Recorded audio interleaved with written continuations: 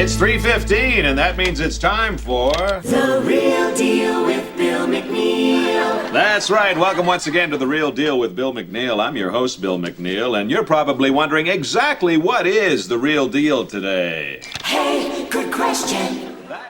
Welcome back to Thinking Critical. This is Wes. I imagine a lot of you are aware of the impending legal proceedings between Disney and Black Widow star Scarlett Johansson. Within the last couple of weeks, she filed a lawsuit because Disney has taken the unprecedented steps of doing these hybrid releases, where they're doing the theatrical release for the film, and then they're also releasing it for a fee on their Disney Plus subscriber platform. For a hefty fee, $30. And according to Scarlett Johansson, this has cost her money. And guess what? I know many of you didn't expect to see this, but there are reprisals coming from Disney. In fact, according to giantfreakingrobot.com, which is a pretty damn good name for a website, if I'm being honest, Disney has cut all ties and projects with Scarlett Johansson moving forward. Now, to catch you up,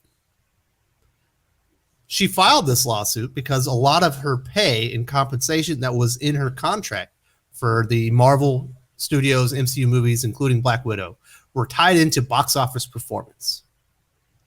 And apparently, she had contacted, or at least her legal team had contacted Disney to renegotiate her contract once they realized that they were going to be doing this hybrid release, which would essentially violate the terms of the agreement for her compensation.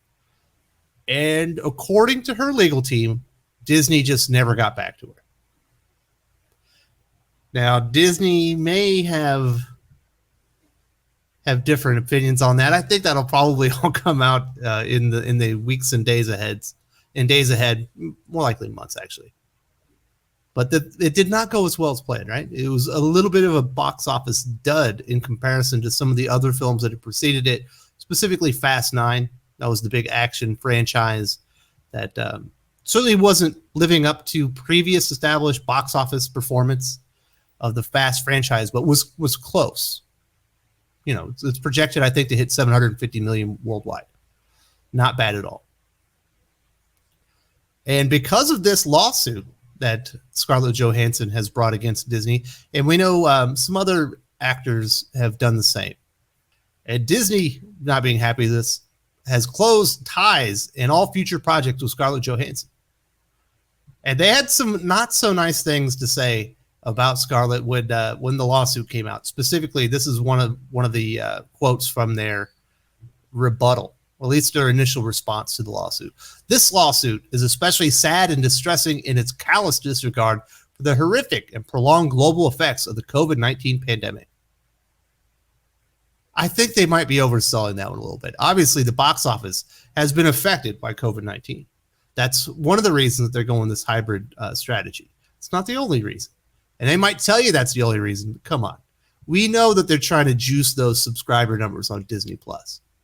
And I believe the last time we heard it was 116 million subscribers. They've had phenomenal growth, exceeded all expectations. And as much as COVID has really affected the bottom line for Disney, it's certainly it's helped Disney Plus gain a foothold in the streaming market. And this strategy of releasing their films on Disney Plus at the same time, or like Mulan, which I think only got a Disney Plus release, has certainly helped, right? And people being stuck inside. So definitely saying that she's being callous and disregarding the horrific and prolonged global effects of COVID-19 might be overstating Scarlett Johansson's position in this one. She's just saying, we had a contract. I contacted you guys to renegotiate, and in the papers that were filed, the lawyer from Disney acknowledged that they needed to renegotiate the contract, but apparently it never happened. And now she had previously had a project called The Tower of Terror that she was going to produce and star in. That is off the table, and apparently there are other unannounced projects that were earlier in stages of production that are also off the table. She's off the Disney Rolodex. No more calls for Scarlett Johansson moving forward because of this lawsuit. We also know that this has upset Kevin Feige, the mastermind behind the Marvel cinematic universe, at least the big producer. He's also the chief creative officer over everything Marvel nowadays, including the comics, supposedly. I don't think we've seen a whole lot of changes since Kevin Feige took over, but that's in his job description now. I don't imagine upsetting Kevin Feige was par for the course or something that they wanted to do. He was not in favor of the hybrid release. He also mentioned before, quote, "She was a producer on this film," talking about Black Widow. "She was the one that brought us our amazing director, Kate Shortland, and I'm excited to continue working with her in any way possible if we're so lucky." Kind of leaving the door open for Black Widow to return to the MCU. Hey, it's comic books, baby. It's a comic universe. People always come back from the dead. We know that we're about to get the multiverse of madness. They could have easily reintroduced Black Widow as, Scarlett Johansson as Black Widow into the Marvel Cinematic Universe, from a different Earth or a different multiverse. It sounds like that's likely off the table. We'll see how upset Kevin Feige really is, but it sounds like he was not in favor of all of these things. And we did finally get to hear from Disney chief Bob Chapek, who's known for his cost-cutting ways. Not surprised that they're upset about this lawsuit. And he defended the hybrid release strategy of Black Widow, saying that Disney had entered into hundreds of talent arrangements that have, by and large, gone very smoothly. He continued, "These films were conceived during a time when we certainly didn't know about COVID. Just like what we've done many times before, we found ways to fairly compensate our talent so that no matter what, everyone feels satisfied." Well, not everyone feels satisfied, because certainly Scarlett Johansson doesn't feel satisfied. And he says that they've entered into hundreds of talent arrangements. Why weren't they able to enter into a talent arrangement with Scarlett Johansson to renegotiate and change the terms of her contract? We know Warner Brothers was able to do it.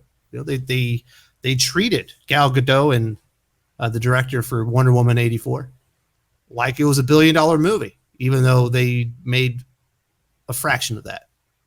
They didn't even get the subscriber bump on HBO Max that they've received with Disney Plus. Even though they were kind of giving it away for free, as long as you had HBO Max to the service, you got to watch it. So I wonder what was different about Scarlett Johansson. Is he implying here that despite Scarlett and her legal team's assertion that they reached out to Disney, and Disney had already acknowledged that they needed to renegotiate the contract because they were changing the release of Black Widow, is he saying that they did reach out to him, they couldn't come to a fair agreement? Because that would directly contradict what Johansson and her legal team have actually said. That would be very interesting. This thing, I imagine this is going to get dirty, right? Scarlett Johansson has already been paid $20 million. And I imagine there are a lot of viewers who are like, "Wes, she already got $20 million. Well, I understand that. That's a lot of money.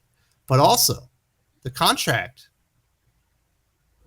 is legally binding, and it said it had to have a theatrical release. And that this hybrid release, specifically violated that, according to her. And if that's the case, I'm on Team Scarlett. No matter if she made $20 million or $50 million, you have to honor your contracts. And I don't have a lot of love for Disney to begin with, or giant corporations. So I'm almost always going to be on the side of the talent, fighting against the man. Even though in this case, the talent already got paid $20 million, which is a lot of money. You can't deny that. Scarlett Johansson has said, the reason that they did this, and I don't think there's any denying that, is that so they could juice the numbers for their streaming service, Disney Plus, which, as I mentioned earlier, hit 116 million subscribers. That is a lot of subscribers.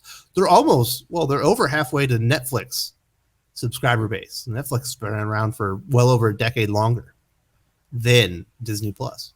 Now, Disney Plus also comes with the name cachet and a lot of properties that people love. And as a father, I can tell you right now, if I had a choice between Disney Plus and Netflix, I would get Disney Plus. And you're like, "Wes, you're a hypocrite. You just said you don't really like Disney." I don't like Disney, but I love my kids. And there's a lot of great kids content associated with Disney that I would love to have at the click of a button, and that it really isn't there for Netflix. Now, if you do have Netflix and you have little kids, I learned this from my good friend Aaron Sparrow. Go watch Trash Truck. That thing is amazing, but there's not enough content like that. There's a lot of crazy stuff on Netflix, especially aimed at children. You'll be on like the second or third episode of something that you think is appropriate for kids, and then all of a sudden it just goes a completely different direction.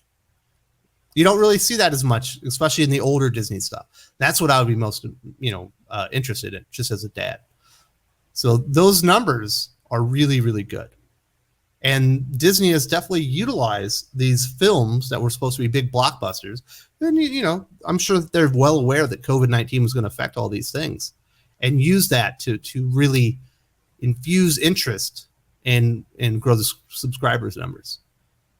And they should have renegotiated the contract with Scarlett Johansson to compensate her for that, because Black Widow is a big deal. It's part of the MCU, and a lot of people are interested in that one.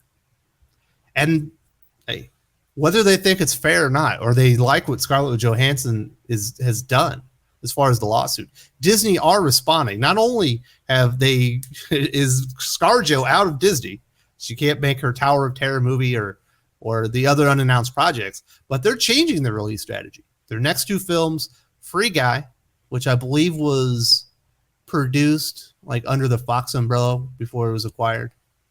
So somehow that thing's going to end up on HBO Max before it ends up on Disney Plus, which I think is hilarious. And Shang-Chi Legend of the Ten Rings, which is coming out just in a few weeks, the next big MCU movie. Those will not be doing the hybrid release strategy. They are going to get a free, exclusive 45-day theatrical release. Perhaps Disney had not renegotiated the contracts for Shang-Chi and the Legend of the Ten Rings.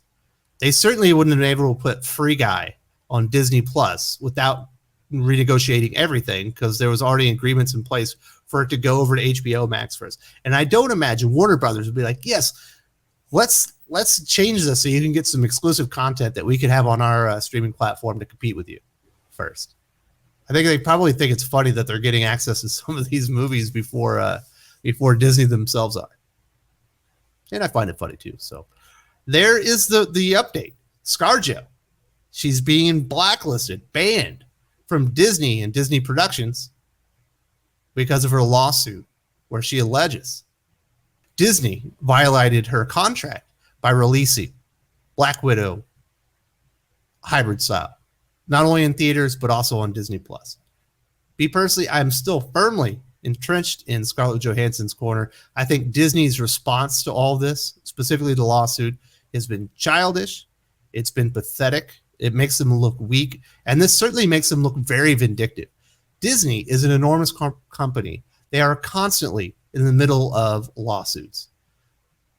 Apparently, Scarlett Johansson's got enough publicity that they felt embarrassed and decided that they needed some form of retribution by taking some projects that they were supposed to work with in the future, and that is the update. I think it's pathetic, but we shall see what happens. And I'm Team ScarJo, and hey, at least it sounds like Disney's doing the right thing and honoring their contracts, at least for the next two theatrical releases, before they probably go back to their hybrid model.